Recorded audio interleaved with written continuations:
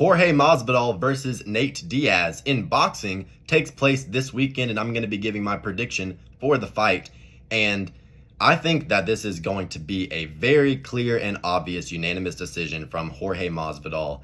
Nate Diaz, I mean, this is not 2015 anymore. It's not 2016 anymore. We cannot expect Diaz to be going in there with the iron chin and slugging it out, throwing the pillow punches and, throwing the punches in bunches, doing real good with that, wearing on the opponent, wearing them down. It's not 2016 anymore. Jorge Masvidal, he might not have the best hands in the world, but he's a lot, less farther removed from high-level UFC competition and actually showing a good version of himself than Nate Diaz. I mean, it's hard to really think of the last time Nate Diaz really showed a good version of himself. Unfortunately, which is kind of sad. I mean, even in the boxing event versus Jake Paul, who, Jake Paul probably is on some shit.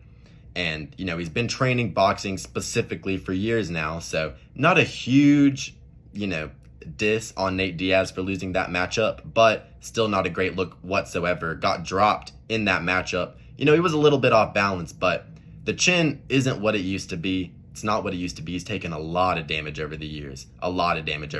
And Jorge Masvidal, even though he's kind of a bum sometimes, I still think that he has the fast twitch striking ability to get the job done over Nate Diaz, who, at this point in his career, I feel like he's really just doing it for the money, which, no hate, dude's built a great brand for himself, marketed himself very well over the years to be able to, achieve a very big fan base of people who are literally delusionally supporting him half the time. But I do think that he's pretty much cooked here versus Masvidal. I mean, Nate Diaz basically doesn't have an athletic bone left in his body. And, in boxing, he's not going to have any possibility of getting a submission because, in MMA, he always kind of had that jiu-jitsu that he could rely on if shit got hairy on the feet. But, he's always been predominantly a boxer. And I just feel like Jorge Masvidal, at this point in both of their careers, especially in boxing 12-ounce gloves, Jorge Masvidal should pretty much easily be able to get this done. Nate Diaz, he's probably going to come forward and, throw the classic, Diaz, Stockton boxing, punches and bunches, going to the body, trying to wear on Jorge Masvidal. But I just don't see that working anymore. Because both of these guys are probably going to look really slow, really lackluster in there. But I feel like Jorge Masvidal still has the ability to land impactful shots. Of course, he, has been in the UFC at a very high level for a long time. So is Nate Diaz, but like I said, Jorge Masvidal a little less further removed from his prime than Nate Diaz. And, even in their first fight in MMA for the BMF belt, Jorge Masvidal was getting to him bad. And he cut him horribly. And, that fight deserved to be stopped because Jorge Masvidal, he was going to keep going with that shit and probably get himself a TKO.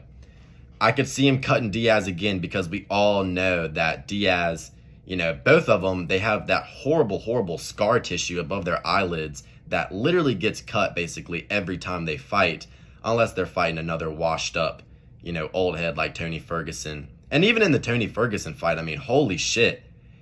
Diaz was basically not letting his hands go. I know both of them were pretty much just lollygagging the whole time in there. I mean, absolute robbery of a pay-per-view in hindsight. But, Diaz really wasn't landing super impactful shots. I mean, he was pop-shotting him here and there, but it wasn't the classic melting pressure with the consistent, just forward momentum, snowballing on you.